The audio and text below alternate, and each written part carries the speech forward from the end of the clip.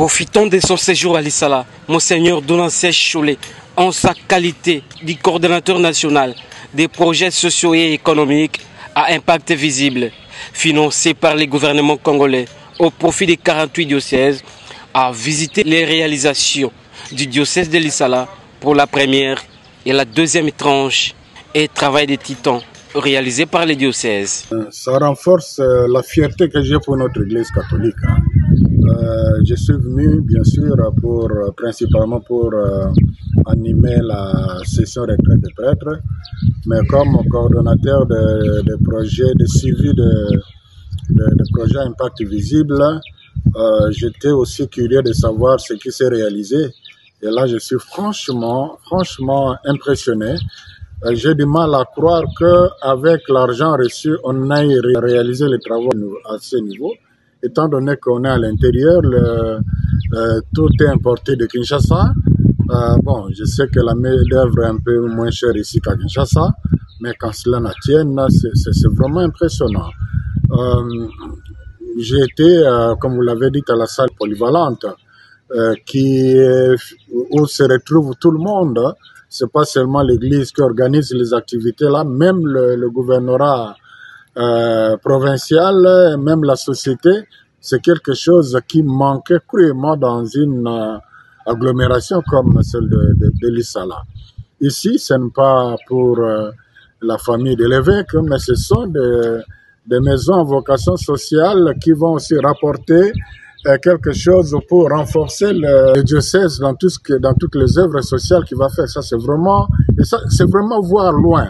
Donc, c'est donner des moyens de façon continuelle pour continuer à servir la population et non bouffer, investir à une activité et puis après on manque l'argent pour pouvoir faire autre chose pour l'intérêt de la population. J'ai vraiment apprécié le choix. Et ça rentre d'ailleurs dans la vision des 6 axes du chef de l'État. Un peu d'entrepreneuriat là-dedans et un peu du social là-dedans. Voilà, ça ferait vraiment la fierté de l'Église et aussi la fierté de l'Issala. Quand ça finira ici, ça va être clôturé. Je crois qu'il n'y aura pas une meilleure structure pour les familles qui seraient de passage ici qu'ici.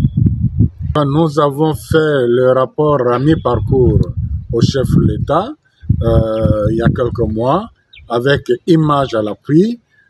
Il était très impressionné, très satisfait du travail qui a été fait.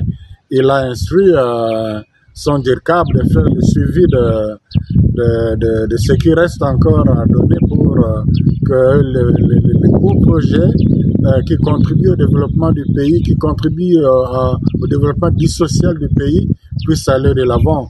Et je suis en permanence en contact avec le DIRCAB du chef de l'État qui lui aussi suit de très près. Évidemment, ils ont beaucoup de choses à faire au même moment, mais il n'est pas distrait par rapport à ces projets.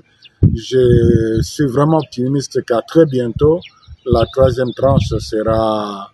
Autrement, ça sera du gâchis, parce qu'il y a beaucoup de chantiers inachevés. Et plus le temps passe, plus ça s'abîme, et surtout avec les pluies, on risque de vivre des situations où on a jeté l'argent plutôt que d'en utiliser pour servir. Et ils en sont conscients. Je crois que la population elle-même sera le premier témoin. Moi, je sais que l'Église, à travers le diocèse de l'Issala, fait pour la population. J'ai vu là, par exemple, l'hôpital du diocèse. L'entretien, le maintien de cet hôpital-là, ça ne peut pas se contenter seulement de petites recettes de pauvres gens-là. C'est sûr qu'il y a des moyens qui viennent d'ailleurs. La population de l'Issala sait ce que l'Église fait en termes de la santé, en termes de l'éducation.